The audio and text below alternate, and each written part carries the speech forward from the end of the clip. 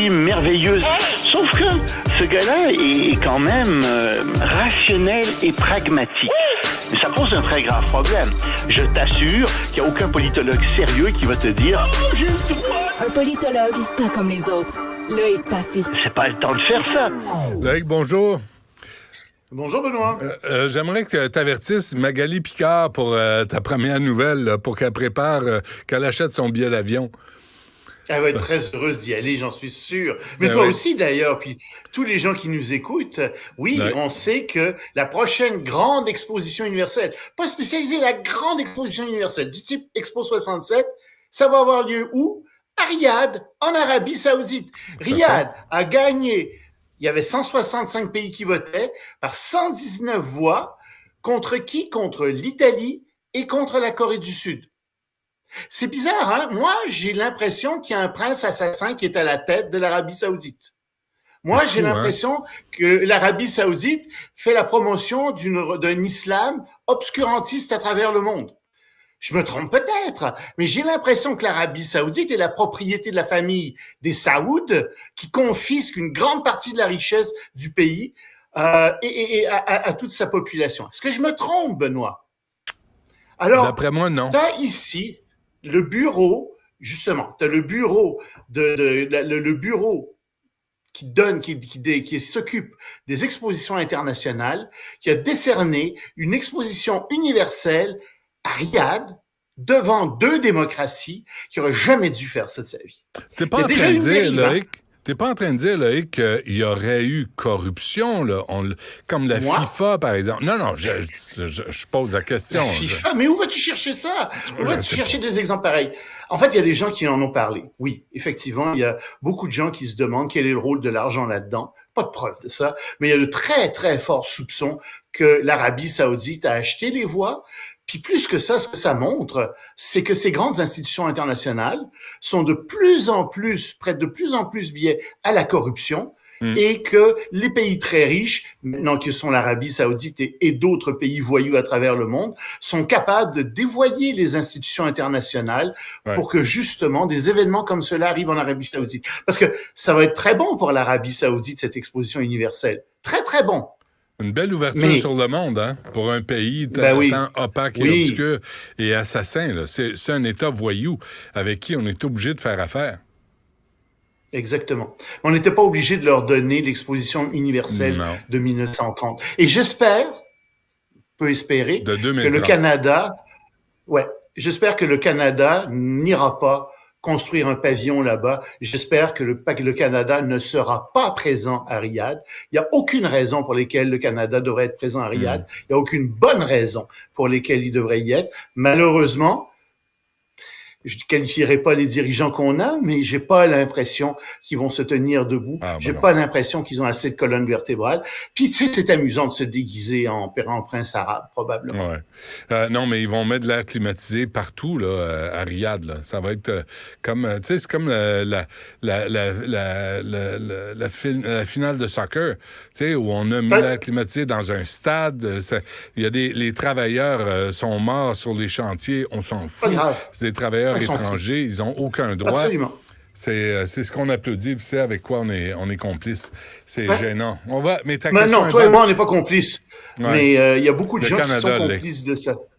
Et le Canada, en tout cas, ne devrait pas, je ne sais pas pour qui a voté le Canada, mais le Canada ne devrait pas construire de pavillon là-bas. Ça serait la moindre des choses. C'est une bonne question. J'espère que c'est ce qui va arriver. C'est une bonne question que tu as là. Pour qui le Canada a voté? Je ne sais pas. Non. Je ne sais pas. Filière batterie, Loïc? Ben ça, c'est une autre histoire tu sais, on nous a vendu la filière batterie en nous disant ça va être extraordinaire, ça va nous enrichir énormément, et patati et patata. OK. Ce matin, le journal Le Monde, journal très sérieux, publie un article dévastateur là-dessus.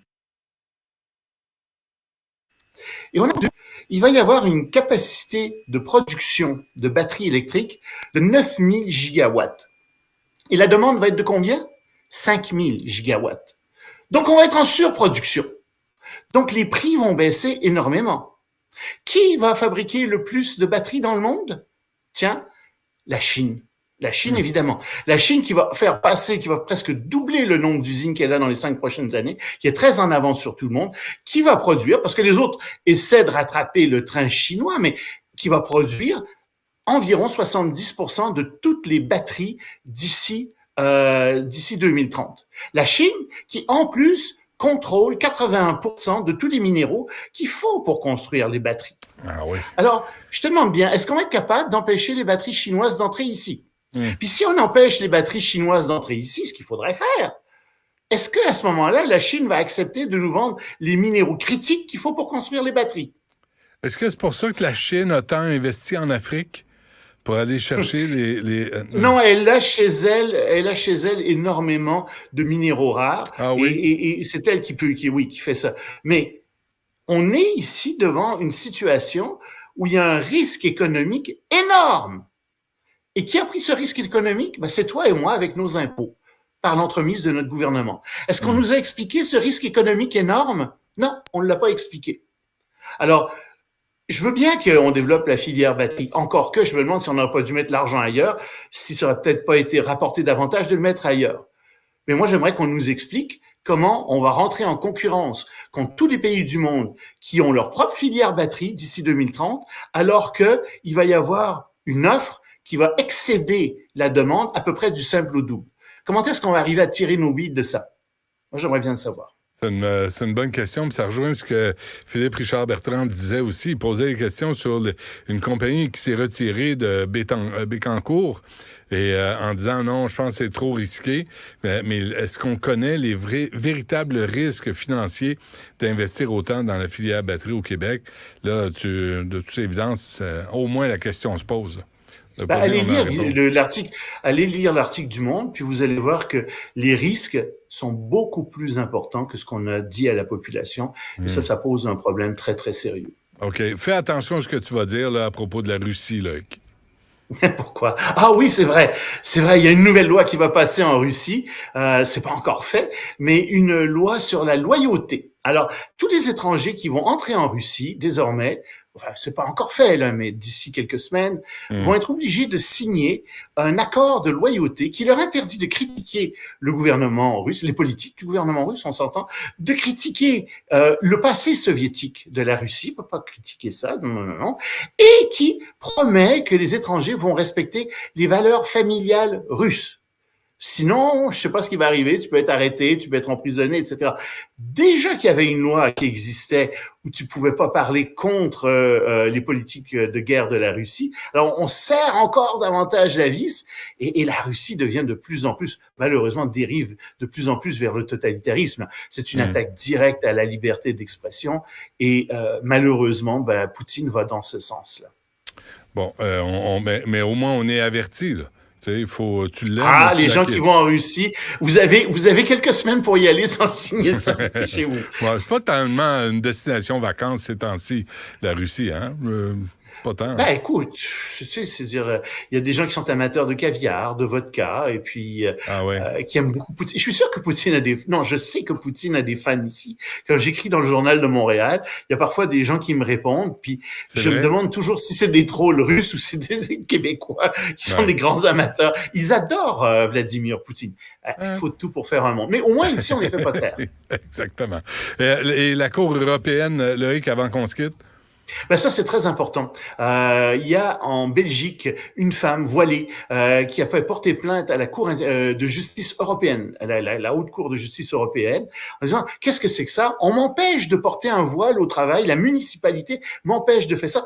Ça va contre mes droits religieux. » Eh bien non, a dit la Cour suprême, l'équivalent de la Cour suprême de européenne, elle a dit « Non, ils ont le droit de faire ça. » Pourvu qu'on l'interdise à toutes les autres religions et à toutes les autres idéologies, c'est légitime de faire ça, c'est justifié par la légitimité de l'État de neutralité, il n'y a pas de problème, madame n'a pas à porter, à imposer son voile à tout le monde, dans la mesure où personne d'autre n'a de signe religieux ostentatoire, dans la mesure où personne d'autre n'a de signe idéologique ostentatoire. Mais attention, la Cour a dit, une administration pourrait aussi permettre le contraire, c'est-à-dire autoriser tout le monde à porter des signes religieux ou des choses comme ça, et à ce moment-là, ce serait égal pour tout le monde. Mais dans la mesure où c'est interdit pour tout le monde, c'est interdit pour tout le monde, et le voile rentre dans cette interdiction-là, que la personne fasse affaire ou non avec le public. En référence à la loi 21, d'ailleurs. Non. Eh oui. mais ça, c'est non, bon. ils ont pas. Je pense pas que ce soit dans le jugement. Je n'ai pas lu, mais je pense pas que ce soit là-dedans. C'est bien. Mais c'est ce qu'elle a dit. C'est ce que dit la loi 21. C'est pas de religion pour personne dans la sphère publique. Fin de l'histoire. Très bien. Loïc Tassé, merci. À demain. À demain.